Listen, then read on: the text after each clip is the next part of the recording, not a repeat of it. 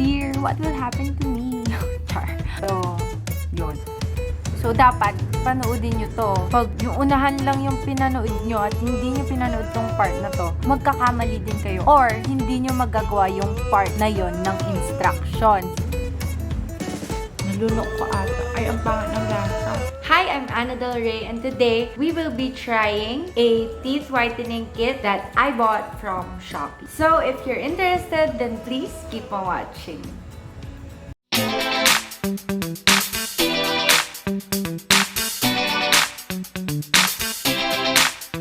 Okay, so this video naman is yung gagamitin ko yung teeth whitening kit for 1 week. So, araw-araw siya na gagamitin ko. Kasi, chinat ko sila and sabi nila, sa first week, araw-araw daw. And then, after nung araw-araw, kahit twice a week na lang ata. Basta yun. So, start na tayo sa day 1. Well, day 1 kahapon, yun yung time na tinry ko pa lang siya for the first time. So, day 2 na to. This is day 2.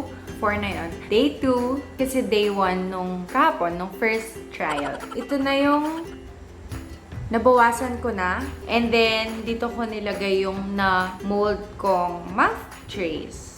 Kung hindi nyo pa napanood yung first part, dun ko pinakita yung pagmumold nito and then yung mga tips and yung mga dapat i-avoid, yung mga nakalimutan ko na pinaalala ko para hindi nyo makalimutan. Ganun. Pwede nyo tingnan yun after ng video na to or pwede tingnan nyo muna yun tapos balikan nyo na lang to. Up to you. Ano nang una? Ito lang, di ba? Basta ilalagay lang. Babalik ulit tayo sa kanya. Oh, yun. Basta maglagay na. Do not overload. Less is best. Okay? Siguro pwede ng 25 minutes this time kasi 20 minutes kahapon. Ayan.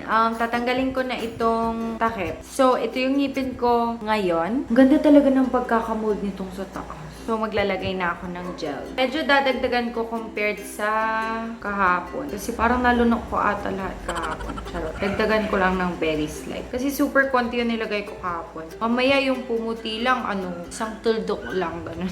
Kaya dadamihan ko ng konti para sakto siya dun sa size ng ngipin. Tama o tama? Okay, yan. So, meron ng, ay, hindi ko napakita. Sorry. Ayan o. O, kita mo. Ayan o. O, meron na siyang laman. Lagyan ko na rin yung sa baba para minsanan na yung paglagay. Kikita niya, diba? Hindi ko nga alam kung pati ba dapat sa likod or natural na yung kakalat. Pero nilalagyan ko na lang din ng konti. Lagay ko muna yung sa taas. Wait. So, after ko ito ilagay, gagamitin ko na tong ilaw. I suggest, unahin nyo yung taas. Kasi, mas madali siyang ilagay. Basta, mas madaling ilagay yung mga mouth day kapag inuna yung taas kesa dun sa baba. Or, try nyo na lang kung anong mas better para sa inyo. Basta sa akin, mas nakita ko, madali na yung ngayon na yung taas yung inuna ko. Para natitikman ko ulit. Yan. And then, ito na. So, nililinisan ko to bago itago. Nalunok ko ata. Ay, ang pangit ng lasa. Time is 9:17. Ay, kala ko dumudugo. So, it's been 30 minutes. Kaya, pwede ko na siyang tanggalin and then pupunasan ko na lang ng tissue. Tingin ko pwede naman na tissue yung pangpunas after. Kasi nga, sabi doon sa manual, toothbrush yung pangtanggal ng excess gel. Pero tingin ko, the fact na pinatanggal nila gamit toothbrush, ibig sabihin, so pwede din tissue. Basta ang point, hindi matitira doon sa ngipin, diba? Kasi kung gusto nilang matira, edi sana hindi na sinabing tanggalin yung excess. So, ito na yung ngipin ko after day 2. After nitong day 2, ang na-realize ko is hindi na ata lalagyan sa likod. Hindi mo na i-inject mismo yung gel sa likod. Kasi pag nilagyan mo pa yan sa likod, yun yung may possibility na malunok mo. Since nasa likod nga siya and then pag meron ka ng laway or siguro pag nagsasalita ka or something, syempre pag lumunok ka, parang nasisip-sip niya yung gel na nasa likod. Ewan ko kung yun yung explanation. Pero feel ko, wag na dapat lagyan ng gel sa likod. Sa harap lang. So ito, hugasan ko na lang siya and then lalagay sa lalagyan para safe to germs. See you tomorrow. So, anting tulog lang. Pagising. Hi, so this is day 3. So, lalagyan ko muna sila pareho gamit yung ginagamit ko for the past 2 days. And then, wag nang maglagay sa likod. Or if maglalagay, hindi, wag nang maglagay sa likod. Kasi nga, parang nalulunok ko din, no? Napansin ko kahapon, itong ngipin na to, yung gitna niya, parang yun yung pumuputi lang. Ay, kuha ako ng salamin para ma-check kung kumakalat ba yung gel na nilalagay. Now, ilalagay ko muna yun sa taas kasi nga mas madali pag sa taas. Tapos titingnan ko kung kumakalat ba yung yung gel. Ayan nga gel. So, kumakalat naman pala siya sa buong ngipin. Another thing pala na nakita kong mistake, nung minomold ko yung itong mouth tray, hindi ko siya pinush pataas kasi dito medyo kulang siya. Ayan, no? Yan. Sayang lang. Pero okay lang yan. Okay, and then, iilaw na natin for 30 minutes. See you later. Mga 35 minutes na yung nakalipas. Ayan o, kung titingnan, parang pumuti na yung sa side na to. See you tomorrow. Today is the 4th day. No, lalagyan ko na. Same procedure pa rin. Nalagyan na lahat. Ayan, so nalagyan ko na and then mga 30 minutes ulit na iilawan.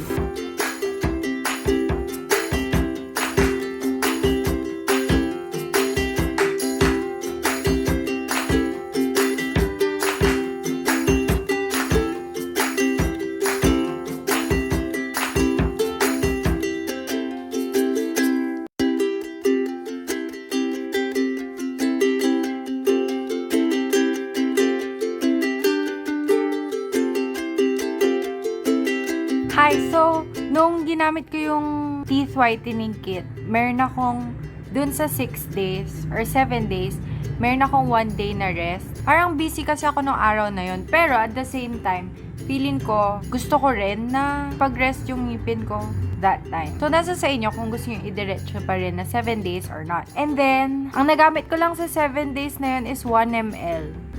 1, 2, tapos ito yung 3. Pero para sa akin, sakto naman yung nagagamit ko kasi kumakalat naman siya sa lahat. Tapos, hindi din sobra kasi wala na akong masyadong nalulunok. So, titingnan ko na yung kulay ng ngipin ko after using it for 7 days. Sa totoo lang, ngayon ko palang titingnan ulit ng mabuti yung ngipin ko. And, alam nyo, parang pumuti naman siya. Lalo sa taas. Sa baba, medyo yellow pa dito sa baba. Yung dyan na part. Pero sa taas, masasabi kong pumuti siya. Pero hindi naman super grabe yung pinuti niya. Pero pumuti siya. Lalo ito. Di ba nung una pa lang, sinasabi ko na parang itong ngipin na to, yung pumuputi. So, tingnan ko yung strip. Kahit na wala namang kakulay dun yung ngipin ko, tingnan ko pa rin kung tumaas ba yung color ng ngipin ko. Ayan. So, ito na siya. Di ko pa rin alam kung saan siya eh. Ito kasi tingnan niyo yung color niya.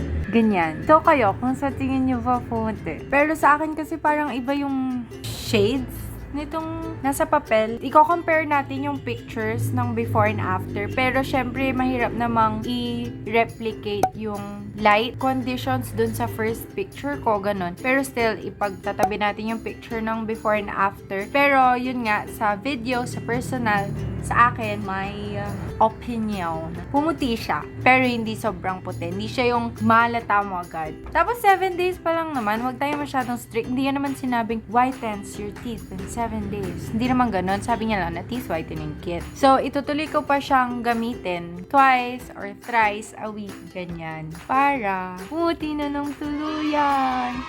Sa sensitivity, parang uminom ako malamig na tubig, ganyan. Hindi naman siya nangingilo. Wala naman akong na-observe na naging sensitive lalo yung ngipin ko, ganun. Hindi naman. Oh, wala naman. And then, matagal ko nang iniisip na yung sinasabi sa manual na wipe with toothbrush after use, sabi niya ganun. Iniisip ko, baka ang tinutukoy niya doon. Kasi nga hindi naman masyadong matino yung instructions. Iniisip ko, baka ang tinutukoy niya doon is mag-toothbrush after. So, chinat ko sila. Chinat ko yung ibcccndc sa Shopee. Sabi niya, dear, you have to brush your teeth after. 7 days ko na pong ginagamit na hindi nagtututbrush after. Before po ako nagtututbrush, ma'am. Dear, what will happen to me? Char. Well, pinupunasan ko naman siya after. I guess okay lang yon. Mahalaga, wala masyadong natira. Di naman sobrang dami nilalagay ko, diba? Pero sa mga susunod na gagamitin ko siya, magbabrush na ako ng ngipin after. So yon, reminder, correction, hindi lang pala pupunasan after gamitin. Magbabrush ng ngipin after gamitin, okay? Magbabrush ng ngipin. Oh. So, dapat panoodin nyo to. Pag yung unahan lang yung pinanood nyo at hindi nyo pinanood tong part na to, magkakamali din kayo. Or, hindi nyo magagawa yung part na yon ng instructions. Wala namang masamang nangyari so far sa hindi ko pag-toothbrush after gamitin. Pero magtutoothbrush na ako sa susunod na gagamitin ko. And kayo din, remember, mag-toothbrush after gamitin. Sabi niya, wipe with toothbrush. Yung pala ang tinutukoy niya, mag-toothbrush after. Okay? Okay. Yung paggamit, laging i-base nyo na lang sa sarili nyo. Kung sapat na ba yung amount na nilagay nyo para kumalat sa buong ngipin, o di kaya kung sobra naman na to the point na pag sinuot nyo na yung mouth tray, lumalabas din lang yung gel. So, yun. Kailangan i-check nyo lang kung ano yung dami na para sa ngipin nyo. Okay? Kasi sa akin, 7 days, 1 ml lang yung nagamit ko. Ako, i-recommend ko siya na i-try nyo din. Pero, since 7 days ko pa lang naman siya ginamit, hindi pa nga ganun ka drastic yung change na nakita ko sa ngipin ko. So, it's up to you if you want to try it. So, ito, lang, based on my experience lang, hindi ako doctor or dentist or what. Lahat ng sinabi ko about this teeth whitening kit is based on my trial, my experience lang. Okay. So, it's up to you if you want to try it too. Tapos pala, gusto ko rin sila kasi very responsive sila sa Shopee chat. Pag may questions ako, kahit natapos na akong bumili, nag-order, ganyan. Once na nag-chat ako, mabilis din silang mag-respond. Kaya, nako-correct ko din yung mga mali kong ginagawa. Yun lang, late kong tinanong kung dapat bang mag-toothbrush after. Pero yun. Yun lang naman. So, that's it for this video. I hope you guys enjoyed and may natutunan kayo yung mga reminders, yung mga tips if you decide to try the ibcccndc Teeth Whitening Kit. I hope that this video will be helpful to you as well. Yon, if you have tried this kit naman, pwede din kayong mag-comment kung ano yung naging experience nyo with this Teeth Whitening Kit para syempre if may mga manood din ng video na to and they will see your experiences din sa comment section. And if you have other questions, I will try my best to answer. If you enjoyed, I hope you would like this video and also share to your friends, family, or sa mga kakilala nyo na gusto din naman makapag-try ng teeth whitening kit na mura and na naghahanap ng ibang tao na nakatry na rin ng teeth whitening kit. If you want to see more videos of me, you can check my channel and subscribe and click the notification bell para mano-notify kayo when I post a new video. So, yun lang. Bye! Like, share, and subscribe! Bye!